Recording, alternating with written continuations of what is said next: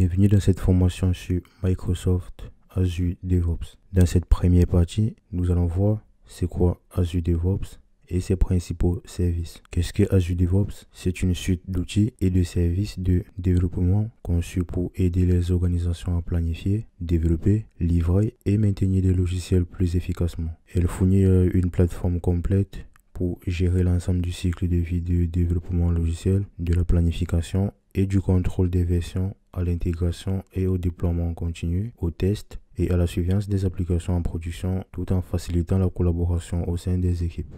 Nous allons voir les modes d'accès à Azure DevOps.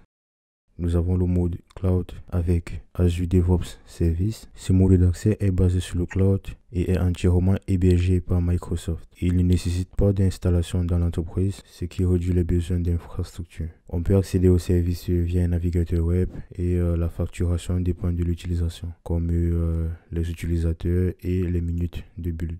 Ensuite, on a le mode sur site avec Azure DevOps Server. Là, c'est une version auto-hébergée de Azure DevOps sur vos propres serveurs. Cette solution est idéale pour les entreprises qui préfèrent ou nécessitent de maintenir des données et des infrastructures localement, comme pour des raisons de conformité, de sécurité ou d'accès à des systèmes internes. Et ces deux modes sont accessibles via un navigateur web. Azure DevOps est principalement conçu pour être utilisé via un navigateur web. Que ce soit sur un navigateur ou sur mobile, l'accès au service est fait par une interface web accessible depuis l'adresse dev.azure.com. Ensuite, on a une version bureau avec un client IDE. On dispose d'une intégration avec Visual Studio. Azure DevOps est fortement intégré avec l'environnement de développement Visual Studio. Les développeurs peuvent accéder au dépôt Git, gérer les tâches et interagir avec les pipelines directement depuis Visual Studio. Ensuite, on a l'intégration avec Visual Studio Code.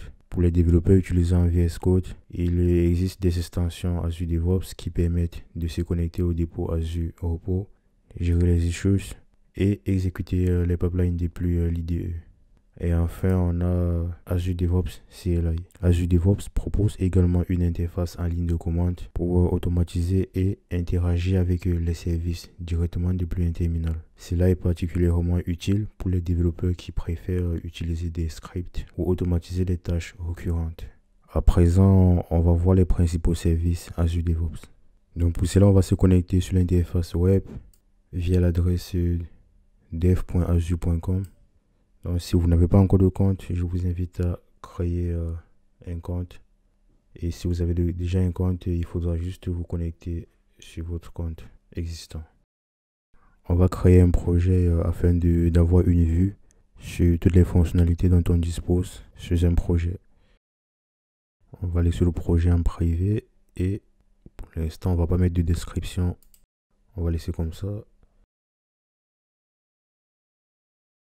Donc là, c'est bon, le projet est créé et on a là l'ensemble de nos services.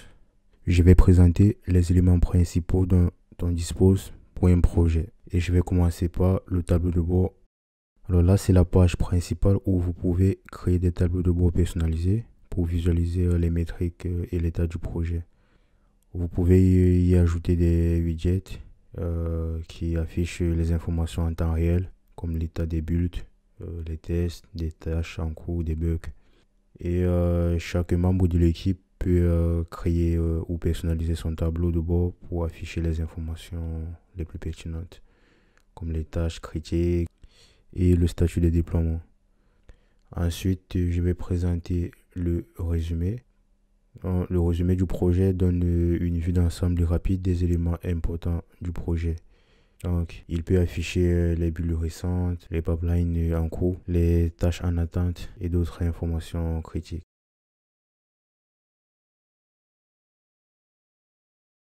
Donc là, on a les éléments de travail et il a pour rôle de lister toutes les tâches, les bugs, user story et d'autres éléments de suivi de projet créés dans le cadre du projet.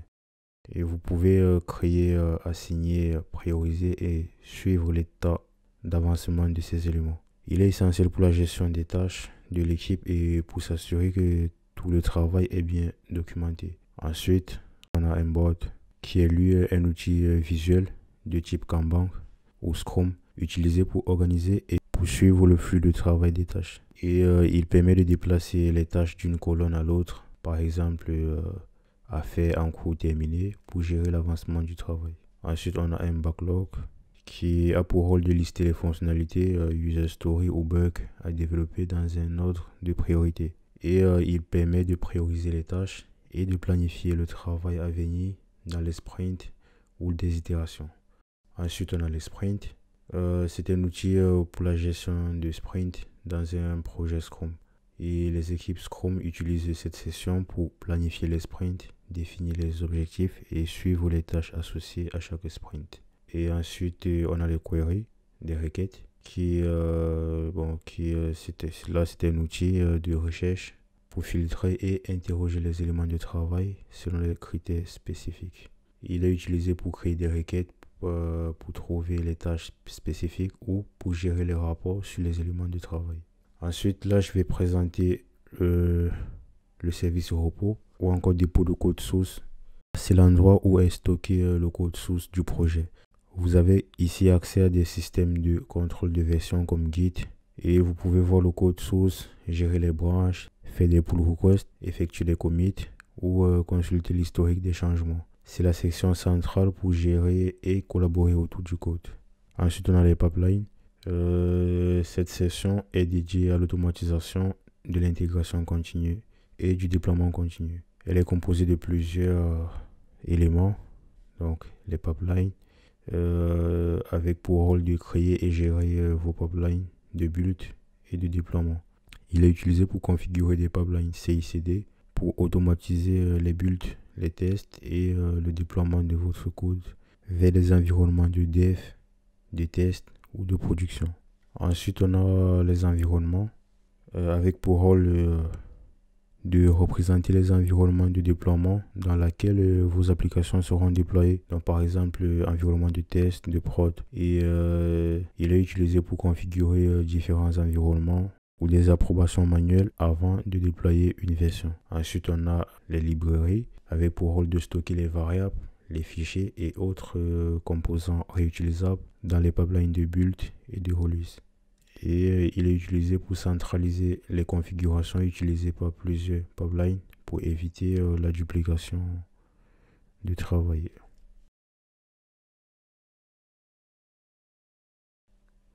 Ensuite, on a le service test plan avec donc là, cette section est dédiée à la gestion des tests. Vous pouvez créer, exécuter et suivre les tests manuels ou des tests exploratoires. Les équipes de tests peuvent définir des plans de tests, exécuter des tests et enregistrer les résultats directement dans Azure DevOps. Cela permet d'assurer la qualité des applications avant qu'elles ne soient déployées. Et ensuite, on a les artifacts. Il permet de gérer des packages comme NPM, Maven et les partager avec d'autres équipes. Donc là, vous pouvez publier et partager des dépendances logicielles, par exemple des bibliothèques ou des packages entre vos projets et équipes. Une autre section importante, on a le Project Setting. C'est l'interface centrale pour gérer les configurations et paramètres du projet. Vous pouvez gérer les permissions, les politiques de branche, configurer les notifications et définir d'autres paramètres essentiels pour le projet. Ensuite, on a l'équipe. Cette section est utilisée pour la gestion des membres de l'équipe et des rôles. Inviter des utilisateurs à rejoindre le projet, gérer les permissions et assigner des rôles spécifiques, comme des rôles de lecteur, contributeur, administrateur.